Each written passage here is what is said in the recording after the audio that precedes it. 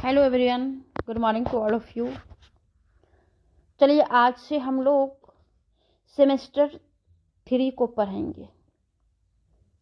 Semester 3 में political science विषय है, जिसमें कि सेमेस्टर 1 में एक पेपर था, सेमेस्टर 2 में एक पेपर था और सेमेस्टर 3 में 2 पेपर पढ़ना है, पेपर 3 और पेपर 4।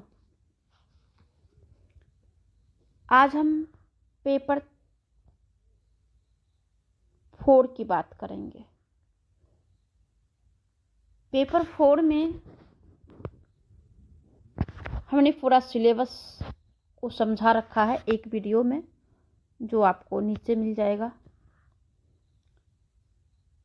पेपर 4 का जो सिलेबस है उसमें पहला टॉपिक है भारत में राजनीतिक प्रक्रिया। भारत में राजनीतिक प्रक्रिया, पॉलिटिकल प्रोसेस इन इंडिया। इसके अंतर्गत हमें पढ़ना है लोकतंत्र, लोकतंत्र की राजनीतिक प्रक्रिया, जो हम पढ़ चुके हैं। दूसरा टॉपिक है सोशल मीडिया का भारतीय राजनीति पर प्रभाव। सोशल मीडिया का भारतीय राजनीति पर क्या प्रभाव है, तो आइए हम इसे डिटेल्स में जानेंगे।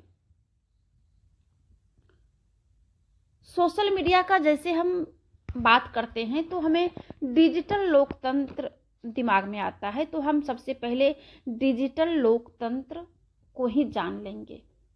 डिजिटल कहिए या ई लोकतंत्र कहिए, इलेक्ट्रॉनिक लोकतंत्र, दोनों एक ही है। ई लोकतंत्र, जिसे डिजिटल लोकतंत्र या इंटरनेट लोकतंत्र के नाम से हम लोग जानते हैं, राजनीतिक और शासन प्रक्रिया में सूचना तथा संचार प्रौद्योगिकी का उपयोग करते हैं। राजनीति और शासन की प्रक्रिया में जो हमें मैसेज और जो संचार का जो तकनीक है, इसका हम उपयोग करते हैं। और ये शब्द का श्रेय जो है ना, डिजिटल एक्टिविस्ट स्टीवन क्लिफ्ट को जाता है। इस शब्द का श्रेय जो है एक्टिविस्ट स्टीवन क्लिफ्ट को ही जाता है। तो ये जो है आपको ऑब्जेक्टिव क्वेश्चंस में या किसी भी तरह का प्रतियोगिता एग्जाम देते हैं तो वहां आपको ये क्वेश्चन मिलेगा। आगे हम जानते हैं कि राजनीतिक विमर्श का लोकतंत्रीकरण। जो राजनीतिक विचार विमर्श है उसका हम किस तरह से लोकतंत्रीकरण के आधार पर उसको हम जोड़ देते हैं, तो इस डिजिटल क्रांति ने राजनीतिक विचार विमर्श का लोकतंत्रीकरण किया है। पहले तो हम लोग लोकतंत्र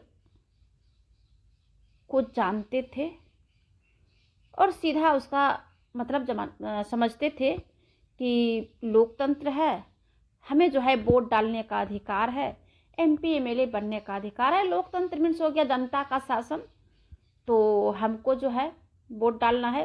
मतलब उतना गहराई से जो है समझने सब लोग, जैसे अभी सब लोग समझ रहे हैं, सब लोग एक एक बात को जो है जान रहे हैं, यानी लोकतंत्रीकरण हो गया। जैसे राष्ट्र से राष्ट्रीयकरण हो जाता है, यानी करण मीन्स कि ऑल इन ऑल जो है समझना, बुझना, गहराई से जानना और उसी तरीका का हो जाना।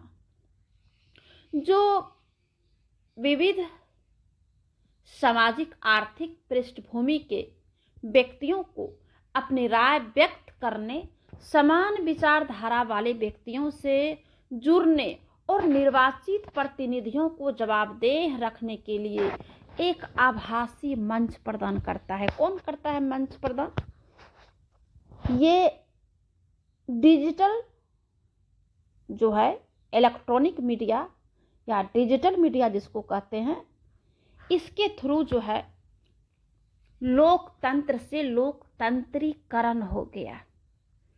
यानी लोकतंत्र के बारे में कमोबेश सभी लोग उसको गहराई से जानने लग गए हैं। हमारा जो प्रतिनिधि जिसको हम चुनते हैं उसके ऊपर हम अपना सारी जिम्मेदारी सौंपने लग गए हैं, उससे हम जवाब सवाल करने लग गए हैं, क्योंकि हम ये जानते हैं कि ये मेरा जनप्रतिनिधि है, हम इसको जिताए हैं, इसके ऊपर मेरा अधिकार है, इससे जवाब लेना मेरा अधिकार है, उसको जवाब देना यानी प्रतिनिधि को, जनता को जवाब देना उसका कर्तव्य है। ठीक है, आगे जो है सूचना प्रौद्योगिकी अधिनियम को थोड़ा सा जान लेते हैं, क्योंकि जब लोकतंत्र में इलेक्ट्रॉनिक मीडिया या डिजिटल मीडिया का जब प्रभाव ज़्यादा होने लगा तो जाहिर सी बात है कि अगर किसी भी प्लेटफार्म को अगर आप उसे ज़्यादा अधिकार देंगे तो वो और अधिकार खोजेंगे और अधिकार खोजेंगे और अधिकार खोजेंगे, यानी असीमित में जाने लगता है।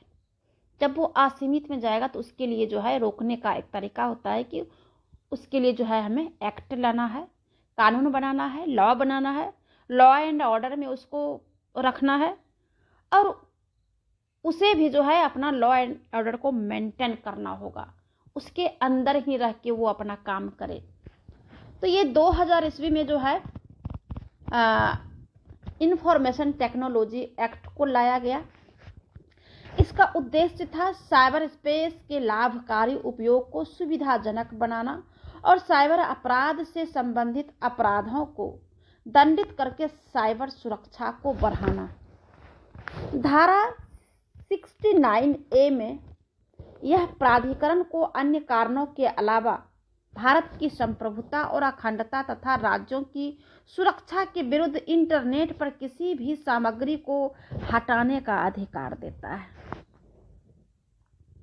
2000 ईस्वी में आईटी एक्ट लाया गया, जिसका उद्देश्य था जो साइबर स्पेस के लाभकारी उपयोग करता है उसको और सुविधा देना और उसे सुविधाजनक बनाना और साइबर अपराध से संबंधित अपराधों को दंडित करके जो साइबर है उसको सुरक्षित करना।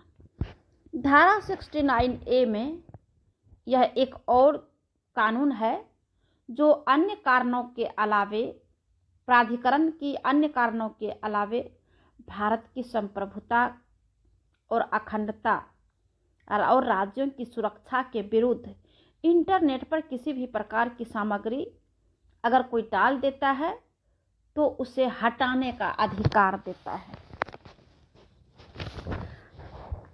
अब हम भारतीय प्रेस परिषद हमारे यहाँ है, यह एक वैधानिक निकाय है, यानी इसे जो है संवैधानिक रूप से इसे दर्जा दिया गया है और ये एक वैधानिक निकाय है जो फर्जी खबरों पर निगरानी रखता है।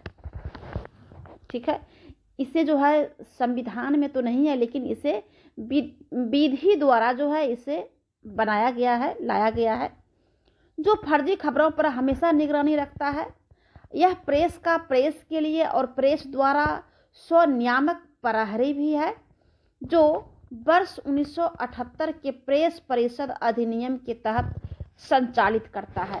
ये भी ऑब्जेक्टिव में आता है कि भारतीय प्रेस परिषद कब जो है इसे लाया गया और किस अधिनियम के तहत जो है ये संचालित हो रहा है, तो ये सारे जो है आप अच्छे से जान लेंगे। अब वैश्विक स्तर पर डिजिटल सेवा अधिनियम किस प्रकार से काम कर रही है। यूरोपीय संघ का डिजिटल सेवा अधिनियम ये है वैश्विक स्तर पर, इंटरनेशनल लेवल पर। यह बाजार और सामाजिक नेटवर्क, सामग्री साझाकरण प्लेटफॉर्म, ऐप स्टोर और ऑनलाइन यात्रा तथा आवास प्लेटफॉर्म जैसे ऑनलाइन मध्यस्थों एवं प्लेटफॉर्मों को नियंत्रित करता है। इसका मुख्य लक्ष्य क्या है? ऑनलाइन अवैध और हानिकारक गतिविधियों और गलत सूचना के प्रसार को रोकना इसका मुख्य उद्देश्य है। इसका जो मेन पर्पस है वो है ऑनलाइन अवैध और हानिकारक गतिविधियों और गलत सूचना के प्रसार को रोका जाना। आगे अमेरिका में प्रस्तावित प्लेटफॉर्म जवाबदेही और पारदर्शिता अधिनियम, इसको पाटा के नाम से जानते हैं। अमेरिका में प्रस्तावित प्लेटफॉर्म जवाबदेही और पारदर्शिता अधिनियम यह शिक्षाविदों और शोधकर्ताओं को इसके दायरे में आने वाले सोशल मीडिया प्लेटफॉर्म के आंतरिक डेटा सेट तक व्यापक पहुंच प्रदान करने वाला एक कानून है, ठीक है, जो अमेरिका में है। अब हम जानेंगे कि भारत के क्षेत्र में डिजिटल इंडिया, डिजिटल किस प्रकार से जो है ये राजनीति पर प्रभाव डालता है। तो सबसे पहला है इसमें फैक्ट चेक वेबसाइट। कुछ वेबसाइट है जो उसे हम फैक्ट रूप से चेक करते हैं, जैसे कि अल्ट न्यूज और इंडिया सस्पेंड की है, जो कि factcheck.in गलत सूचनाओं को उजागर करने का प्रयास करती है। जैसे अभी न्यूज़पेपर में देखते हैं कि कोई सूचना अगर कहीं अगर डिजिटल रूप से फेसबुक, इंस्टाग्राम पर अगर वायरल हो जाता है किसी ऑथराइज पर्सन का, तो उसका जो है फिर से उसके बारे में बताया जाता है कि ये न्यूज़ फेक है, क्योंकि जो जैसे कि फेसबुक है या इंस्टाग्राम है तो उसका जो अधिकारी है कहता है कि ये जो है फेक न्यूज़ है और इसे हम जो है पड़ताल करके हमने देख लिया है, ये गलत सूचना को किसी ने वायरल कर दिया है, जो कि फेसबुक या इंस्टाग्राम या और कोई भी जो प्लेटफॉर्म है वो इसकी संपुष्टि नहीं करता है, ठीक है। आगे है अन्य प्लेटफॉर्म भी है, जैसे जानो इंडिया। मुंबई वोट्स का उद्देश्य नागरिकों को सरकारी नीतियों और उम्मीदवारों के प्रदर्शन के बारे में प्रासंगिक जानकारी भी प्रदान करता है। तो बहुत सारे जो है भारत में भी है। अब जो मेन पर्पस है कि भारतीय राजनीति पर सोशल मीडिया का प्रभाव क्या है, कितना प्रभाव, कितना इफेक्ट जो है इंडिया के राजनीति में सोशल मीडिया का है। पहला है प्रत्यक्ष सहभागिता और व्यक्तिगत पहुंच, ठीक है।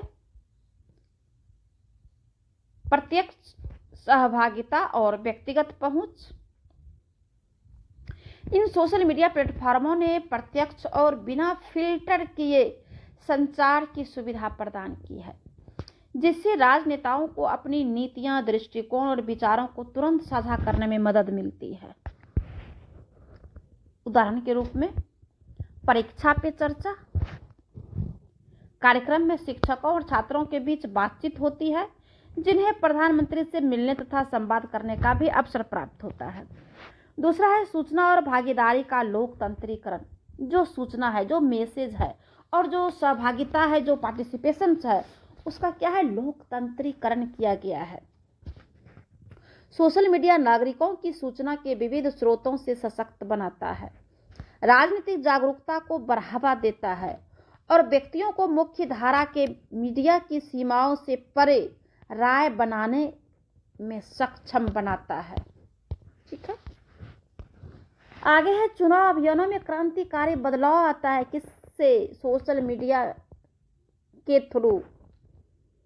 और हैशटैग लाइव सत्र और समूह चैट राजनीतिक दलों के लिए अपरिहार्य हो गए हैं, जिससे वे मतदाताओं से सीधे संवाद कर सकते हैं, चिंताओं को दूर कर सकते हैं और उपलब्धियां दिखा सकते हैं।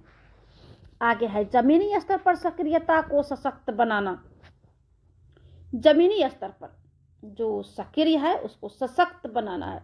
सोशल मीडिया का प्रभाव पारंपरिक राजनीति से आगे बढ़कर सामाजिक आंदोलन और जमीनी स्तर पर सक्रियता के दायरे तक जो है ये फैला हुआ है, ठीक है। फंडिंग का नया स्वरूप आया है। सोशल मीडिया के माध्यम से क्राउड फंडिंग और माइक्रो डोनेशन ने फंडिंग प्रक्रिया को भी लोकतांत्रिक बना दिया है, जिससे छोटे दलों और स्वतंत्र उम्मीदवारों को अधिक स्थापित खिलाड़ियों के साथ प्रतिस्पर्धा करने में भी मदद मिली है। डेटा एनालिटिक्स का नया स्वरूप आया है। डेटा एनालिसिस और भावना ट्रेडिंग टूल के आगमन ने चुनाव पूर्व अनुमान और सार्वजनिक भावना विश्लेषण में भी क्रांति लाया है। जैसे आप देख लेते हैं कि चुनाव जब आता है तो मीडिया वाले जो है हर एक व्यक्ति के पास में जाता है और पूछता है, उससे कुछ जानना चाहता है कि आप वोट डालते हैं तो किसको डालते हैं और किस आधार पर आप डालना चाहते हैं, किस बात के या किस काम से प्रभावित होकर आप किसे पसंद करते हैं। तो इससे क्या होता है, सार्वजनिक भावना जो है वो पता चलता है, दल के उम्मीदवारों को भी पता चलता है। ठीक है। अंतर को कम करना, सोशल मीडिया ने आम नागरिकों के लिए राजनीतिक प्रक्रिया में भाग लेने की क्षमता बढ़ा दी है और भारत तथा अन्य देशों के बीच राजनीतिक संबंधों को भी प्रभावित करने के लिए भी इसका सक्रिय रूप से उपयोग किया गया है। ठीक है। अब आगे है उभरती चुनौतियां जिसका समाधान आवश्यक है। जो सोशल मीडिया राजनीति पर जो प्रभाव डाल रहा है तो उसके लिए कुछ चुनौतियां भी है जिसे हम इसे आगे पढ़ेंगे।